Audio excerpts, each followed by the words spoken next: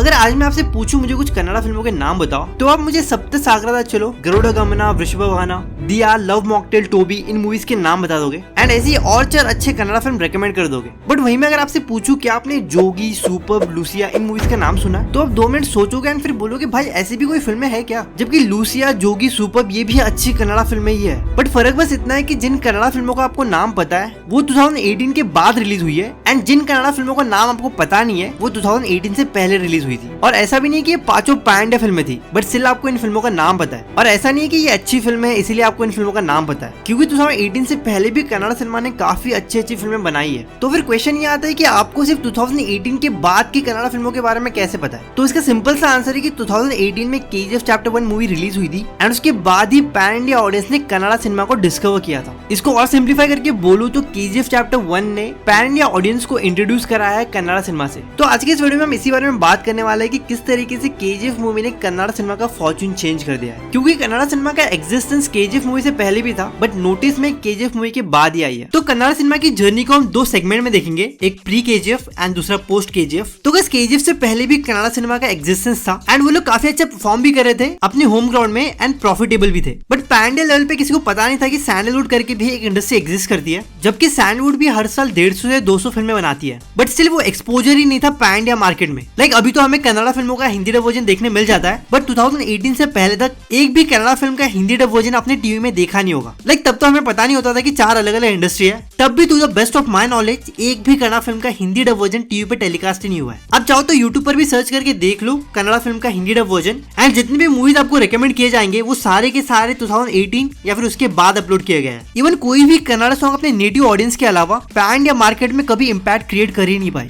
Like school के annual day के time पे जितने भी साउथ इंडियन सॉन्ग पे हमने परफॉर्म किया है वो अब हमें पता चलता है कि वो तमिल या फिर तेलुगु सॉन्ग्स रहे। इससे हमें ये पता चलता है कि Kannada cinema and pan India audience के बीच में एक बहुत ही बड़ी इनविजिबल दीवार थी जो कि कभी पार हुई ही नहीं। 2018 से पहले भी कन्नड़ा सिनेमा में ब्लॉकबस्टर, इंडस्ट्री हिट ऐसी मूवीज दी गई है, बट उन फिल्मों को भी एक्सपोजर नहीं मिला था पैन इंडिया ऑडियंस के बीच। अब मैं आपको कन्नड़ सिनेमा की हाईएस्ट ग्रॉसिंग मूवीज का लिस्ट दिखाता हूँ 2018 से पहले तक, लाइक ईयर बाय ईयर। तो ये 2010 की जो हाईएस्ट ग्रॉसिंग मूवी थी वो थी जैकी, जिसके लीड एक्टर थे पुनीत राजकुमार सर एंड इस फिल्म ने नियरली 30 CR का कलेक्शन किया था। फिर 2011 की जो हाईएस्ट ग्रॉसिंग कन्नड़ा फिल्म थी वो थी सराती, जिसके लीड एक्टर थे दर्शन एंड इस फिल्म ने 7 करोड़ के बजट के अगेंस्ट 12.5 करोड़ का कलेक्शन किया था। फिर 2012 की जो हाईएस्ट ग्रॉसिंग कन्नड़ा फिल्म थी वो थी क्रांति वीरा संगोली रायन्ना एंड इस फिल्म के भी लीड एक्टर दर्शन थे एंड इस फिल्म ने भी नियरली 400 करोड़ का कलेक्शन किया था। फिर 2013 की जो हाईएस्ट ग्रॉसिंग कन्नड़ा फिल्म थी थी किच्चा सुदीप की बच्चन एंड इस फिल्म ने 10 करोड़ के बजट के अगेंस्ट 20 करोड़ का कलेक्शन किया था। इसके बाद 2014 की जो हाईएस्ट ग्रॉसिंग मूवी थी वो है मिस्टर एंड मिसेस रामाचारी। इस फिल्म के लीड एक्टर थे यश एंड इस फिल्म ने 8 करोड़ के बजट के अगेंस्ट 50 करोड़ का कलेक्शन किया था। इसके बाद 2015 की हाईएस्ट ग्रॉसिंग कन्नड़ा मूवी थी उपेंद्रा की उप्पी 2 एंड इस फिल्म का कलेक्शन 40 करोड़ का था। इसके बाद 2016 की हाईएस्ट ग्रॉसिंग मूवी थी रक्षित शेट्टी की किरिक पार्टी, जिसने 4 करोड़ के बजट के अगेंस्ट 50 करोड़ का कलेक्शन किया था। इसके बाद 2017 में कन्नड़ा सिनेमा को अपनी सबसे बड़ी फिल्म मिलती है जो की होती है राजकुमारा एंड इस फिल्म के लीड पुनीत राजकुमार सर होते हैं और ये फिल्म 75 CR का कलेक्शन करके इंडस्ट्री हिट बनती है। ये एक माइलस्टोन फिल्म थी कन्नड़ा सिनेमा की हिस्ट्री में, बिकॉज 75 CR का कलेक्शन इससे पहले किसी भी कन्नड़ा फिल्म ने नहीं किया था। सो ये 2018 पर बढ़ने से पहले हम यश की 2017 तक की फिल्मोग्राफी देख लेते हैं, क्योंकि इससे हमें और क्लियरली पता चलेगा कि KGF चैप्टर 1 कन्नड़ा सिनेमा के लिए कितना बड़ा रिस्की प्रोजेक्ट था। तो पब्लिकली जिन फिल्मों के बॉक्स ऑफिस नंबर अवेलेबल है मैं उन्हीं फिल्मों के बारे में बात करने वाला हूँ, बिकॉज यश की फिल्मोग्राफी में कई सारी ऐसी फिल्में भी है जिनके बॉक्स ऑफिस नंबर्स को अभी तक डिस्क्लोज ही नहीं किया है पब्लिकली। तो यश की 2012 की मूवी जानू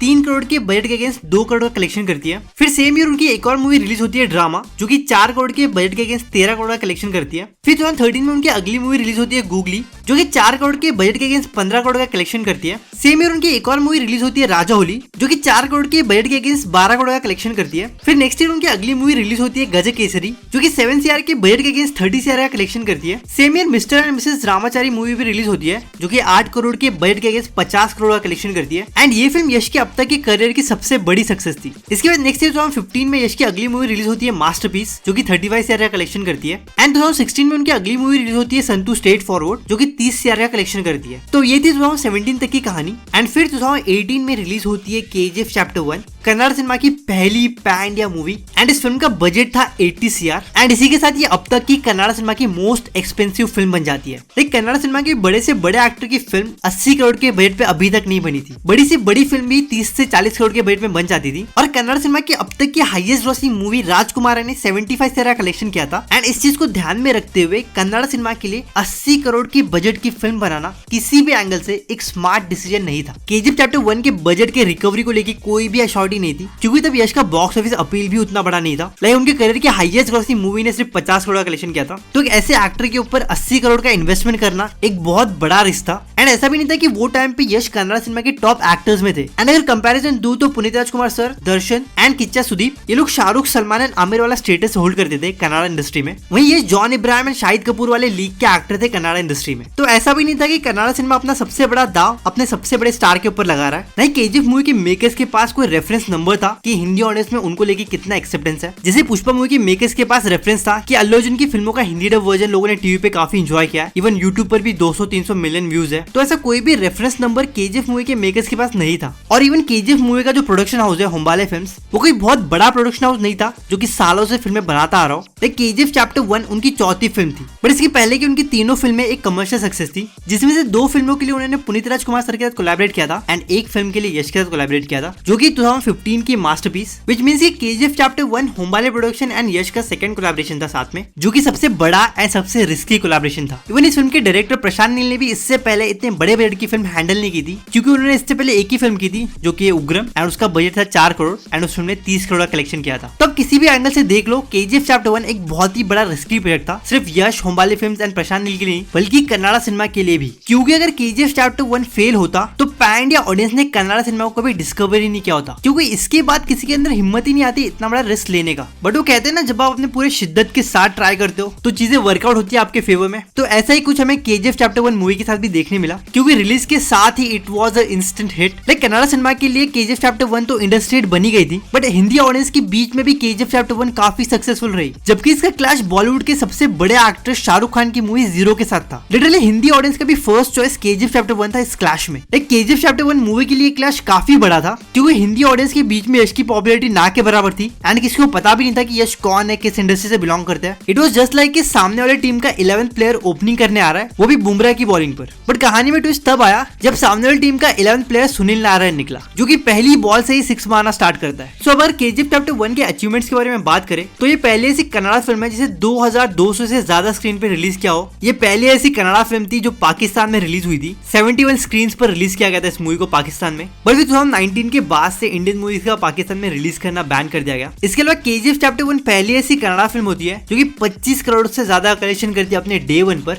इसके अलावा पहली कन्नड़ा फिल्म बनती है जो कि 100 करोड़ का कलेक्शन करती है, एंड साथ साथ केजीएफ चैप्टर 1 ही पहली कन्नड़ा फिल्म बनती है जो कि 200 करोड़ का कलेक्शन करती है। तो केजीएफ चैप्टर 1 अपने पूरे बॉक्स ऑफिस रन में लगभग 250 करोड़ का कलेक्शन कर लेती है, और इसी के साथ केजीएफ चैप्टर 1 कन्नड़ा इंडस्ट्री की सबसे बड़ी सक्सेसफुल फिल्म बन जाती है। और इसी सक्सेस के साथ केजीएफ चैप्टर 1 कन्नड़ा सिनेमा का फॉर्च्यून हमेशा हमेशा के लिए चेंज कर देती है, एंड बाकी कन्नड़ा फिल्म मेकर्स को भी हिम्मत देती है कि हमारी फिल्मों के लिए भी पैन इंडिया ऑडियंस में एक्सेप्टेंस है एंड हमारी फिल्में भी बड़ा कलेक्शन कर सकती है, हमें बस उन तक अपनी फिल्म पहुंचानी है। एंड इसके बाद कन्नड़ा सिनेमा बेबी स्टेप लेना शुरू करती है बड़े बजट की फिल्में बनाने का, एंड ट्राई करती है अपनी फिल्मों को पैन इंडिया ऑडियंस तक पहुंचाने का। साथ साथ एक के बाद एक हमें कन्नड़ा फिल्मों का हिंदी डब वर्जन देखने मिलता है यूट्यूब पर, टीवी पर। लोग धीरे धीरे करके कन्नड़ा सिनेमा की फिल्मों को एक्सप्लोर करने लगते हैं, एंड दिया, गरुड़ा गमना, वृषभवाहन, रंगीते रंगा एंड लव मॉकटेल जैसे फिल्मों को अप्रिशिएट करना शुरू करते हैं। तो जो चिंगारी पैन इंडिया मार्केट में 2018 में केजीएफ चैप्टर 1 ने लगाई थी, वो 2022 में ज्वालामुखी बन जाती है केजीएफ चैप्टर 2 के रिलीज के बाद, because KGF chapter 2 box office के सारे पुराने रिकॉर्ड्स तोड़ देती है 100 करोड़ के बजट के अगेंस्ट 1200 करोड़ का कलेक्शन करके। लाइक किसी ने भी अपने सपने में सोचा नहीं होगा कि कोई कन्नड़ा फिल्म कभी 1200 करोड़ का कलेक्शन कर सकती है, बट केजीएफ मूवी की खासियत ये है कि वो इम्पॉसिबल को पॉसिबल कर देती है। लाइक 2018 में केजीएफ चैप्टर 1 ने जो रिकॉर्ड सेट किए थे कन्नड़ा सिनेमा के लिए, उन सारे रिकॉर्ड्स को ब्रेक करके केजीएफ चैप्टर 2 नए माइलस्टोन अचीव करती है। लाइक फिल्म का जितना बजट था उससे ज्यादा फिल्म अपने डे 1 पर ही कलेक्ट कर लेती है। लाइक 116 करोड़ तो इंडिया का ही डे 1 का नेट कलेक्शन था, जबकि 100 करोड़ कन्नड़ा सिनेमा के लिए एक ड्रीम कलेक्शन था एक टाइम पर। ईयर 2022 कन्नड़ा सिनेमा के लिए सबसे रिमार्केबल ईयर था। लाइक जितना कलेक्शन कन्नड़ा सिनेमा ने 2022 में किया था, उतना कन्नड़ा सिनेमा की 2-3 साल की मूवीज का कंबाइंड कलेक्शन भी नहीं था। 2022 कन्नड़ा सिनेमा के लिए किसी मिराकल से कम नहीं था। And if I am not wrong तो कन्नड़ा सिनेमा की हिस्ट्री में पहली बार ऐसा हुआ होगा कि इंडियन सिनेमा की top 10 highest grossing movie movies के लिस्ट में 2 कन्नड़ा फिल्में शामिल हो, जो कि KGF chapter 2 and Kantara. Overall 2022 Kannada cinema के लिए बहुत ही बड़ा साल था। 70 करोड़ में बनी हुई फिल्म जेम्स 150 करोड़ का कलेक्शन करती है। 20 करोड़ में बनी हुई फिल्म 777 चार्ली 100 करोड़ का कलेक्शन करती है। 95 CR के बजट में बनी हुई फिल्म विक्रांत रोना